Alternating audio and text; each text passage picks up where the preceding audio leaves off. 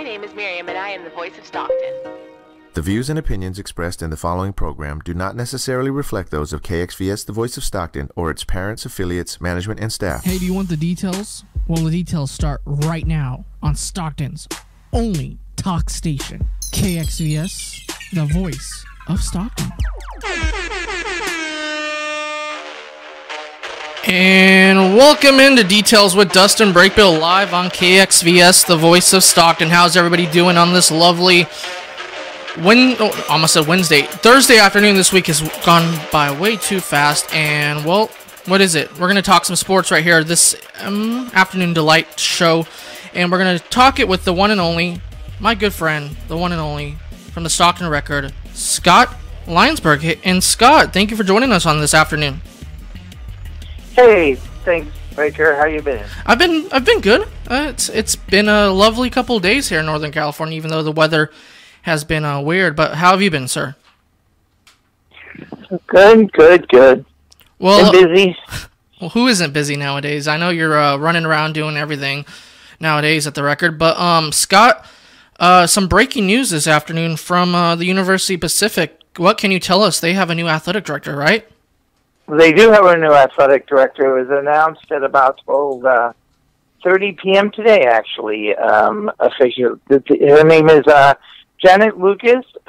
She has been at the Executive Associate Director of Athletics and Senior Women Administrator at UC Riverside, and she will be coming in on May 7th. So May 7th is her start date. And they've taken a while to replace Ten Leland. He retired in October of 2017. How long has this process taken for them? And do you know if they've interviewed other people and how long it took and who was involved with the interview process? Well, the search committee included faculty, staff, actually students, some community representation, and such. And They said it was a national search, and it came down to 4 people. I guess 3 men and a woman, according to a press release, and they made their call. And I will say I might have some phone calls out and stuff. I have not talked to Janet Lucas yet. Looking forward to that opportunity. And so I don't know a whole bunch about her other than she was number 2 in Riverside's athletic department. She has had stints as their interim athletic director, and she's been in college athletics for about 35 years. That's what we know so far. And we know. And like I said, I haven't talked to her yet. I told her maybe I talked to her before we chatted, but we still got some feelers out to her, and I'm sure she's busy. She's not here yet. She's still down in Riverside. Yeah, and she replaces Ten Leland, who we all know from around this area.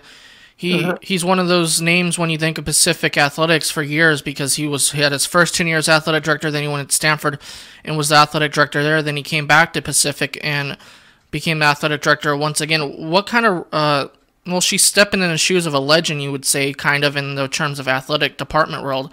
How do you think she's going to handle replacing such a big figure in Pacific and in Stockton? Well, again, I don't know a bunch about her, but I would assume she is an experienced administrator.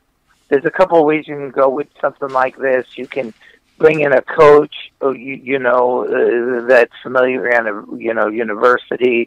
You can, promote an administrator from your university. They went outside, but they got somebody who's been, she's been at several places. She's been at James Madison University. She's been at Northridge. She's, was, I guess, the University of Maine at one point. So they went with somebody who's an experienced administrator and has worked at several different places. And I would think, she certainly has a resume to do well. Like I said, there's several ways you can go on a hire like this. It knows your college. But she has a lot of time and like-sized schools that she's been involved in. And her last 2 placements have been out here on the West Coast in Northridge and Riverside. So it sounds like a good hire. Mm-hmm. You know, it's certainly, I don't think you can question it much. It seems like they did their homework. And again, she seems like somebody who has, you know, earned her shot here, so to speak, and has a lot of experience. Yeah, and it should be interesting to see when new management comes in and takes over and how they do stuff, and it's going to be interesting to see. For more of those details, stay tuned here to KXVS Sports, and read the record with Scott, and he'll have the latest updates. We're talking to Scott Linesburgh from the Stockton Record. Scott, some other breaking news this week. Stockton has another minor league team, and it was pretty big when it got announced by the mayor and the Kings. The G League, which is the Gatorade League, former developmental league, D League, now the G League with that sponsorship from Gatorade, will be coming to Stockton. The Reno Bighorns, which are the Sacramento Kings affiliate for the G League, is currently in Reno, but they're going to move the team from Reno to Stockton. What's the latest you've heard from the past couple of days when we first heard the news breaking? Everything was so fluid. Have you heard any more news since Monday? No, because, I mean, basically they had to make the announcement before they presented it to the board on the 17th, which is next Tuesday. So they had to make the announcement, and they're doing everything, you know, the proper way here. Technically, it's not a done deal yet, as you know, Dustin. It's got to be approved by the league, and it's got to be approved by the city council. Although I will say my experience is that, you know, the Kings are a major league franchise. They don't announce something like this unless they're pretty sure they're going to get a clear path to success. But you do have to announce it. So right now they're in, you know, a little bit of a holding pattern, but not for long. And, you know, as for the reasons they did it, this has slowly been happening in a way because, you know, Reno has had a team for 10 years, but it wasn't always just the Kings involved, and the Kings actually didn't buy the complete stake or the majority ownership. I shouldn't say complete stake because I don't know if they own 100%, but they own the majority ownership for sure until 2016. So so since they've had full ownership of this franchise, it's not that long that they decided to move in. It just makes all the sense in the world. I know in past years they've had problems moving players because of the weather going over the mountains. Because, you know, you drive to Reno, and they actually had a case where a player they were trying to bring in for a Kings game basically got snowed in on the pass. Wow, yeah. I mean, which makes sense because it's in Reno. And, you know, Golden One Arena is 47 miles from Stockton Arena. So it just makes all the sense in the world. They may draw a little better here. I mean, not that they drew badly. The G League teams usually don't pack. It's not the main concern. Some places do better than others. Heck, the Warriors, the Santa Cruz Warriors, playing in an arena that only has 2,500 seats. Yeah, and I believe... Sorry for cutting you off, but I believe the Reno Bighorns were playing at the convention center in Reno, so... Which is not a bad place, by the way. I mean, it was built in the same year as the Stockton Arena. It's smaller and, you know, not quite as fancy in some ways, but it's just a good deal, it seems like. It makes complete sense that they would do this.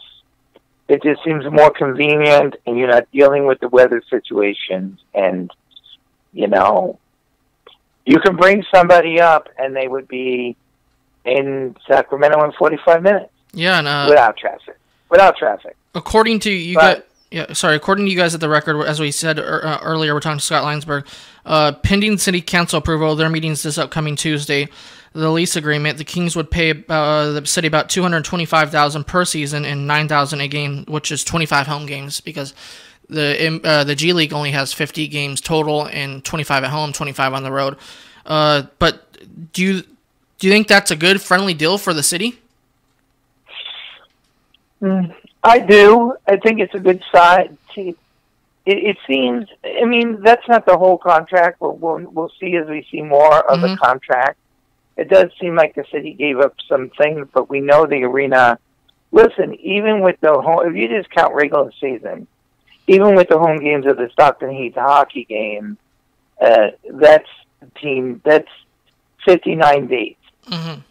So there certainly seems like there's enough there for everybody to get their games in, and they just filled 25 more dates minimum. I don't see, and it's a AAA team, and I don't see how this could be bad for the city. I mean, you have this arena, you should put things in it. Agree. And another sports team doesn't seem like a bad, especially one tied to a local team. I mean, there's a lot of Kings fans here. Obviously, the Warriors are better right now, and that's the bandwagon, and the Kings haven't been good for a while, but there's a lot of Kings fans, and obviously there's a lot of Kings fans within an hour's drive. Yeah, including... And I don't know how much they'll come down and watch the Baby Kings or whatever they end up calling them, but I mean, you know, whatever the name is of them, but they do watch the younger King players, but it could do okay. It has the potential to do okay. Yeah, I even threw this out last year, talking on this local podcast about the Kings. I'm part of Cowbell Kingdom. I believe the Kings were thinking about this for a while, moving the team from Reno. Why not Stockton? Because it's only, as you said, a 47-minute drive from Golden One Center to Stockton Arena, and management can come down on game days and be here a lot more often to watch those prospects. But as we also mentioned earlier, as they move from Reno, what are they going to do with the office-wise? They're still situating that around. I heard reports that they might get office down here in Stockton for business-wise, but I know they're going to play at the old Kings training facility in Natomas. That's what reports are saying, that they'll practice in Sacramento and then on game days come down here and be part of the community down here. But the contracts are about 3 years, option about 4th. That's what's being reported in the seasons from October to April. Have you heard anything else about business-wise if they'll get room at Stockton Arena? I know the Heat have offices there. Yes, I believe the deal will include some office space. And as for training, like you said, they haven't been... I mean, there's going to be more coming up. I think when the deal is done, and it looks like, I expect, although this is Stockton, which is always interesting with the, you know, the mechanics of its city government. Yep. But, I mean, everybody will get their say on this. So I never like to say 100% until things are stamped and tidy and signed and, you know, tidily put away. But I think we'll get more and more on what's going to happen, where the players are going to live. It sounds like, I mean, certainly the temptation just to run all their practices up north and stuff. I don't know what you heard, but I haven't heard a confirmation they're going to do that. No, me either. I only heard rumblings. But I think that's a rumor that they could do that. You know, obviously they'll have to get into a nice living arrangement with the Heat, who have office space, like you said, and they also, you forget when the Calgary Flames made the deal to bring the Heat here and put the AHL in here, the way these deals usually work is they give you the office space, but then any improvements or building you do is at the cost of the franchise. And I know, and this has been reported, I know because I did it, that the Heat spent about $250,000 updating locker rooms and the training facilities and their weight rooms and they built a doctor's office and their medical staff and everything, and I know you've seen it, and it's really well done. It is. Now, I don't know when they get this office space, which I understand it's going to be about 2,000 feet or so. What they're going to do with it. Are they going to just use it for sales and, have offices here for the coaches? Are they going to train here? Are they going to train up north and, and then, play down here? They do say they want to be involved in the community. And again, it's so close. It's not a big deal to drive 40 minutes, especially if you put the players in Oak Grove or something. Or maybe they live here. I mean, or maybe it'll be up to the players where they want to live. I think, I think that's all going to be, I think it's going to be fun. I've went through this when the Thunder first came years ago. When you get a new franchise, exactly how everything's going to work and hiring a staff, because they already have a staff and they had a very good season last year. I haven't really talked about that, but they won their division. Mm-hmm. So they were pretty good last year. So I assume Derek Martin will be back as the head coach. I would assume that if he doesn't move up, because he certainly didn't do anything not to be back. Mm-hmm. And Peter Stojakovic, who is obviously a really well-known King star from the past, he's the GM. So I'm sure, I'm sure he'll still be involved, and we'll get some answers on things. But it's always fun exactly how this is going to work. I'm sure they've put a lot of thought into it before they made the deal. Yeah, and so, as you said, that lots of arenas have more than one team. True, you can make it work. And these aren't two major league teams. No. This isn't like having the Warriors and a full-time hockey team. Yeah, or like... It's not like having the Warriors and the Sharks, where everybody has to play 82 games. We're talking a combined less than 60 home dates without playoffs. It's going to work out fine, I think. Yeah, I agree with you. If the Staples Center could have 3 teams, one NHL team and 2 NBA teams, Stockton Arena can make the transition really well. May 24th will be when the State of the City happens. That's when we'll know more of the details. That's when reports are that they're going to unveil the new logo and also the name of the team, I believe. But for more of those details, keep it tuned to here on KXCS Sports and Scott in the record. If I could say, before I leave the subject, I want to say they have said that the name will have something to do with the home franchise, the major franchise, and unfortunately, the best possible name for that team has been taken. What is that, Scott? It's the Delta Kings, and as you know, that would be a great name, and it is a great name for the Stag High team. It is. So I don't know if they, obviously you could do that, I guess, but I don't think they would. But when you think about it, where we are and who the home team is, who the major franchise is, I said to myself, that would be the perfect name for that team. So it'll be something like the Royals. Could just be the Kings. Sometimes they don't get that fancy. Like Santa Cruz is the Warriors, South Bay is the Lakers. Sometimes I know that Westchester County is the Knicks. Brooklyn's is the Long Island Nets. They play at the old Nassau Coliseum, which I know a little bit about. So they're up there. So sometimes they don't get that fancy. They just say Stockton Kings. But I think that they're so close, it won't be the Kings. That's my guess. Yeah. Maybe the Dust-Off Monarchs. Maybe the Royals. Something like that. Yeah, no. So, but I think it'll have a royal tinge to it. I believe so too. Also, it should be fun to see when they announce, and they're probably going to go purple and black, as they would you would think. Let's move on to the other team that usually preoccupies the Stockton Arena, the Stockton Heat. Their season comes in this upcoming Saturday. Playoffs are still a hope. That's what we're still saying, but we don't know yet. They beat Ontario 6-3 last night in Stockton. The season, they're 33-27-2, 72 points. Scott, what do you make of this past season for the Stockton Heat? A couple quotes about that from them. They live to play another day. and right now, going into that game, it was actually very simple. Simple, but not easy, obviously. They had to win every one of their games, and they were best to do it in regulation or overtime. The hockey math on this is still bizarre, but they have to win all their games. One of them can go to a shootout, but not 2, because there's tiebreakers in there. So they have to win all their games, and San Diego has to lose all their games and lose them in regulation. They can't get a point.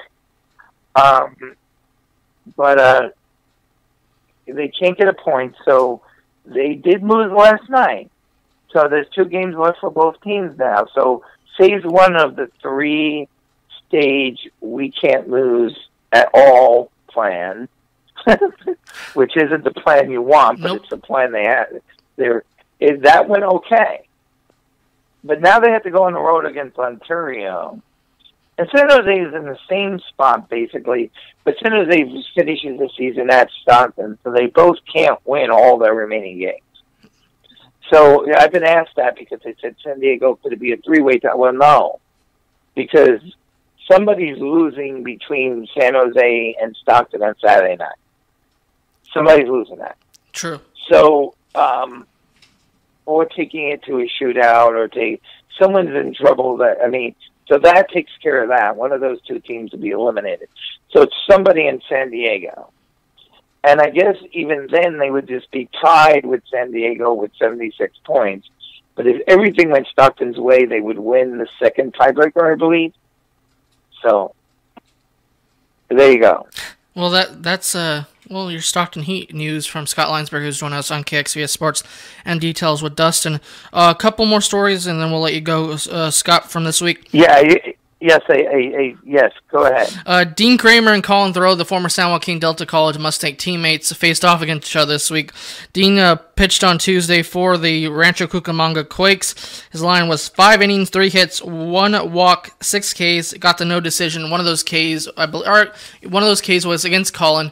What was it like seeing two former teammates play each other? And Dean Kramer looked pretty outstanding for the Quakes. He looked great. He had a nice. I know his first outing of the year didn't go great. Mm-hmm. This one was nice. I thought he had nice pop on his fastball. He wasn't doing a lot of fancy things. It wasn't fancy. Mm-hmm. He was just popping the ball, and he was just getting, and once you get, if you're getting a lot of pop, if you're getting nice movement in your fastball, that sets everything up. No, he was very solid early in the year, so I thought he might come out for the sixth because he didn't throw that many pitches. I forget the exact number, but it is early in the season, so I think, he didn't get a decision because it was a run-one game. That one run was, driven in by Colin Thoreau, former catcher from Delta, who hit the sacrifice fly in the eighth to give the Ports the win, and now they're like, they lost their opener, and now they've won 6 in a row. So they have a very good pitching staff, which I think they knew they would have. The question was whether they were going to hit a lot, and they haven't hit a whole bunch, but they've hit enough. Mm-hmm. Yeah. And that game was an example. They didn't even really need to hit all that much. But no, it was nice, and it was cool to watch them visit after the game a little bit and talk about it. And their head-to-head matchup ended up in a strikeout. They did not meet a second time. They would have in the top of the sixth had Dean continued on.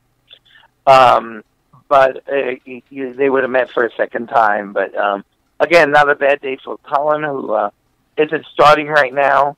He's pretty much being used as the backup catcher right now, but he got a chance to start that one, and did a nice job. And there was no cheapie on the sac fly. I mean, and you know what? He's still a young hitter. If I don't want to go on forever on this, but he's still a young hitter. It was nice to see him adjust his mentality up there.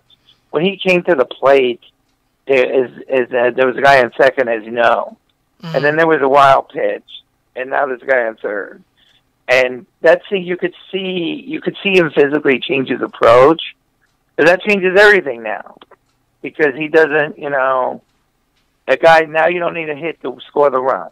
Mm-hmm. And he worked the count, he got it to 3-2, and it was it was interesting because immediately after he threw the wild pitch, the pitcher started throwing lots of curveballs, I guess because he thought maybe he could hit a fastball out far enough to get the sac fly, But a lot of breaking stuff after that. But he got one up high, and he was able to lift it in the center field, and got the run. So it was a nice adjustment, nice piece of hitting. So they both had good days. Yeah, they did, and it was pretty interesting to see both former teammates play against each other. As you said, the Ports are off to 6-1 season. They start their first road trip of the season. They go to San Jose this weekend, and then Modesto early next week. I was at last night's game. I saw the number 2 prospect for the A's, Jesus Lizardo, pitch 5 innings, gave up basically 3 walks and 10 Ks. As you said, the pitching staff is pretty fun to watch, but It's unique, though, because, as you said, they're doing a 6-man rotation now in the minor leagues, some teams. The A's are one of those teams, and Lizardo pitched great. Even his outing, he pitched okay. His first outing. Yeah. Yeah, and 6 is a lot. I'll tell you what. The game that Kramer pitched on Tuesday, that was their 6th guy. Mm-hmm. That was Bray, their number 6 starter, technically. Term you don't use a lot, although, it's early in the year, so they just sort of line them up, so I don't think that's a... And he let some guys on early, pitched around it. Mm-hmm. He went, 4 2/3 or 5, and he didn't allow a run, so I thought he looked pretty good, So maybe they just have that many guys they need to look at. True. When I heard 6, I thought that was interesting, but everybody's looked pretty good so far. And they have, and it's been interesting. He says they lost the first one, and they've rallied to win these past other games. So it's going to be fun to watch the early part of the season. As we know, call-ups happen and other stuff. So it's going to be interesting to watch the port season. And to end this interview, Scott, I want to get your take from this previous weekend's. It's as a wrestling fan, it's probably the best weekend of the year. WrestleMania. Yeah, we can finish up with a little Mania if you want. Yeah, what was your take on this past week's Mania? And were you surprised from any of the after shows or even NXT? What stood out to you from WrestleMania weekend? Well, it was a Mania, and that I thought it was one of the more newsworthy Manias, not always in a good way. I thought the main event finish was ridiculous. It was. And it was that was a little odd. I saw a couple of matches were a bit of duds, but it's almost like they did it on purpose because it's hard to keep a crowd up. We will say 6-hour Manias is too long. That's just too much. Like that 4-hour Hall of Fame? And yeah, it's just too much. And I guess you'd rather give the crowd too much than too little, but it was crazy long. We'll get to the highlights, obviously, Ronda Rousey. Everybody talks about the Year of the Women everywhere. Where in wrestling, they talk about that women's revolution, which I thought where the first year was not. It didn't seem like they were treating them any differently. Mm-hmm. But I think in the last few months that's changed. And Sunday night really proved it's changed. They gave one of the best matches on the card. Some will say the best. I'm not going to call it the best, but I'm going to say one of the best was Charlotte Flair against, Asuka was great. Mm-hmm. And you're a little surprised they made the decision they did to end her streak, but not really. But then when I thought about it, not really. If you were going to do it, that's who it was going to be to. And it was a really good match. Obviously, Ronda Rousey, that's what everybody's talking about. We don't have to say much then. I personally wasn't surprised because she's a world-class athlete. And if you like with Brock Lesnar and, Kurt Angle and Ken Shamrock, to go back many years, if you can real fight at a world-class level, I think you probably fake fight at level. Not that fake, but you know what I mean. I know what you mean. Because obviously people can get hurt. But, it's obviously predetermined. I'm not shocked she looked that good. I thought as good as she looked, I'm not convinced she can have like a 20-minute, great singles match yet. She's at a disadvantage. It's hard to say that about Rousey because obviously she has so many advantages. And that she's not going to have a minor league career. She's not going to have an indie career. Yeah. She's not. Every match she has is going to be so high profile. She's not going to have the chance to go make mistakes in high school gyms and bingo halls like everybody else did. Nope. Even Charlotte Flair, whose father is one of the best-known wrestlers of all time, who was on NXT, and before that she did indie stuff. You know what I mean? Yeah, she had FCW, all that stuff. And she isn't going to get that, so It's going to be interesting how they treat her. She obviously looks great with what she did. Sometimes, as you know, I am not a proponent of over McManning things, but I will say when the Eagles are at stake, they can do a beautiful job. And they, I mean, that was as well booked a match as you're going to see as far as old school booking. Not a lot of flippy stuff, not a lot of crazy spots, but just good old school psychology. You know, obviously Triple H and Angle can have a quality match in their sleeve, so you knew that would go well. Stephanie's a great antagonist. She's not a great wrestler, but she did her role perfectly. She did. That was as well booked as you're going to get. I thought it was the best match on the card. I thought it was the best match on Sunday, actually, to be honest. Yeah, it was the best. Yeah, the best match, the best entertainment on the card, because I get some snuffy, you know, smart fans who will say, obviously, maybe the triple threat for the Intercontinental match was technically better, which I'll give you, and the Asuka match was better. And although I don't think it was as good as it should have been, you know, the AJ Styles match was probably technically better. I thought it was a disappointment. But let's remember, this is entertainment. It's sports entertainment. That's the term they want. And then as far as, like, so best to me is the thing I had the most fun to watch. And I don't think anything was more fun to watch than the Rousey match. That was just a good time. Yeah, I agree with you. That Hurricanrana into the armbar was pretty impressive to me. I know Ronda's an athlete, as we say, a world-class athlete, but that was really surprising that she pulled off that. I did not expect that from her. But to me, the most disappointing match, I'm going to have to say it was AJ Styles versus Shinsuke Nakamura. I was okay with the ending, turning Shinsuke a heel, but to me, that match was that's all they put their basket into, basically, since Royal Rumble. And for it to be not the main event, it kind of was a letdown to me. It was kind of a letdown. It almost seemed on purpose. I mean, it's like it never kicked the next gear. And the crowd was kind of dead. They never let it get into the next gear. And I don't know if it was on purpose, because the feud is, maybe it was done sort of on purpose. Obviously, it was good. Those guys are good, and those guys could roll out of bed, you know, and have a good match. So, you know, if you didn't know who they were and you just watched, you'd be like, oh, it's good. But it's almost like they're saving the 5-star effort now that the feud has heat, you know? And it wasn't in the main event spot, so maybe this is going to, you know, head into SummerSlam and they'll do something special with it. Or maybe, you know, maybe not. Maybe they just pulled the chance. But now that they're confused, when they continue, I was watching the whole thing and saying, yeah, this just isn't getting to the level everybody thinks it should be. And then I saw the ending and I'm like, oh, maybe that's on purpose. Maybe they decided with everything else on that card, they're not going to do the crazy knockout match. I mean, maybe. Yeah. Because we know they can do one. We know that from experience, from what we've seen in history before. Right. Scott Linesburgh. Okay, but no. Yeah, go ahead. I was going to say, overall, I enjoyed it.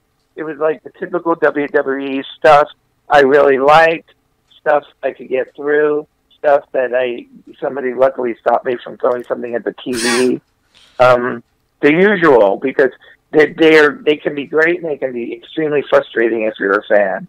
Because they do stupid, I won't say the word, but rhymes with pit. Scott, right in the middle of putting out a great card, they will do stupid stuff. Scott Linesburgh from the Stockton Record joining us. Okay, final two things from Mania, and I'll let you go. What was your take on Daniel Bryan coming back, and what do you expect him to do from now on? We saw him on Tuesday night with AJ Styles and Shinsuke Nakamura interrupt it. We don't know what that storyline's going to be all about. Then the final thing is, I think he's going to Raw. Okay. I think he's out of that storyline. I think they did that match to wet the whistle down the line. Okay. But if you remember, he did take the kick from Shinsuke when the match was thrown out. But other than that, he rode to ringside. He wasn't involved in that finish. He wasn't involved in the main storyline. He just did one more. And I'm glad they did that. I'm glad they wet the whistle. I knew you weren't going to clean finish, but that's okay. That's not the place for the big match with them.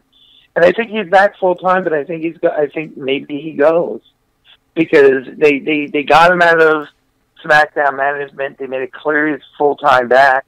It gave, a 10-minute AJ style match, which was great for the fans. And then he rolled out of the ring and they did their main event angle.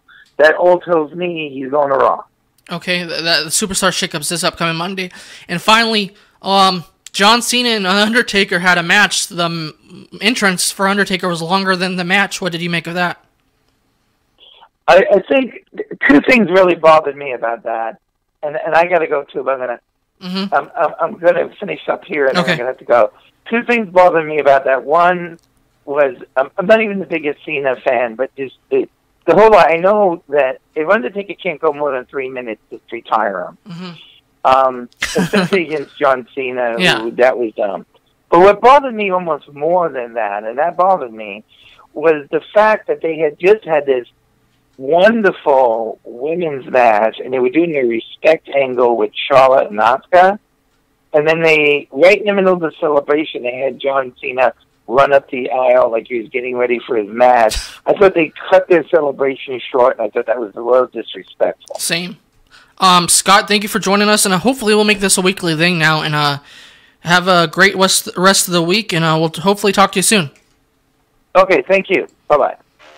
That's Scott Linesburgh from the Stockton Record, and well, this has been a Details with Dustin episode right here on KXVS, the voice of Stockton. Thank you for tuning in. Until next time, goodbye.